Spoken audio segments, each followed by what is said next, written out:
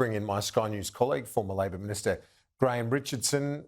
Richo, this time of the electoral cycle, often governments lose a bit of paint. The government had a thumping loss, of course, at the recent referendum as well. Is that what we're seeing show up in the news poll today with the primary vote down to 35%? What's your read on those numbers?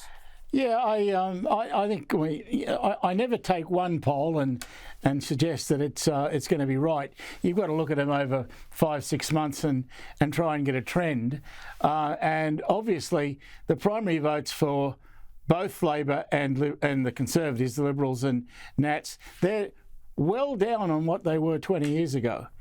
It's been a phenomenon here that our votes go down. I used to believe that you couldn't possibly win an election if you're in the Labor Party unless you had 43, 44%.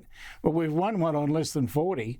So I think you've just got to look at a new world when it comes to these things, and it's not as easy to read. And it is immediately off the back, as I said, Rich, of that thumping loss for the referendum, which the Prime Minister spent a lot of time on. Yeah, he invested a lot of prestige, spent a lot of what he had in the bank and got nothing for it. I think I rarely criticise Albo because I think he's been a terrific Prime Minister. But that was an indulgence. He allowed himself to go back to the days of the young leftie. Well, Australia doesn't want the young lefty. Australia wants the current Albo. I certainly do. And I hope he doesn't go back to where he'd been once a long time ago ever again, because the mob don't want it. Yeah, they want it focused. They want him and the government focused on how that a lot of people are struggling at the moment. The cost of living pressures are real, and rate rise looking possible, likely tomorrow, Richard, for Cup Day. Well, I'd say the rate rise, you'd have to say is odds on if we're talking racing parlance at the moment. It'd have to be odds on. So I think we've all got to expect that. We've had so many of the damn things, so these rate rises, they just keep coming. And of course, all it means is you're paying more off your mortgage. And I think a lot of us are a bit sick of that.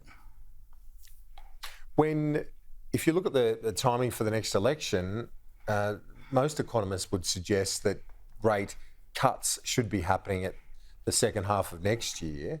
Ideally for the government, they would be hoping that's the case, and that the timing on the rates question could work to their political timing and their advantage on that.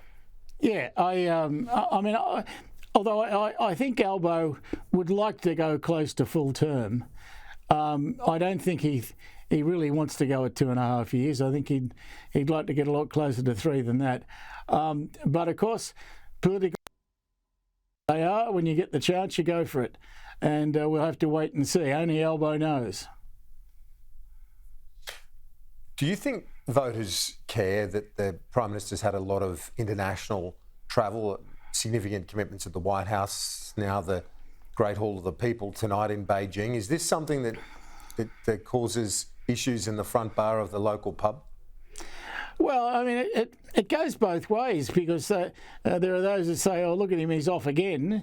And there are others who say, gee, look, he's standing there with the President of the United States.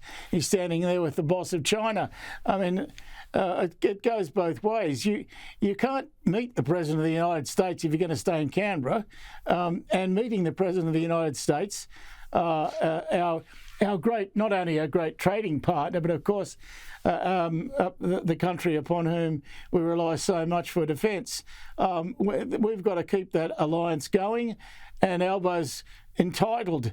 In fact, we demand that he spend time making sure that it's working well. And in terms of China, well, without their trade, we'd be in desperate trouble. And they've shown a couple of times now that if they just cut something off, it can hurt us badly, as our wine growers and barley growers will attest. So I think we've got to be, on our toes, careful, standing at attention, and just being alert. But look, I honestly, and it's not because I'm a Labor person, but Albo's handled all this stuff really well. He's done very well on the international stage, and I think we all should congratulate him for it. Let's just conclude where we began, and on that poll, you your overall assessment is you wouldn't be too worried right now if you were in those rooms of power here in Parliament House?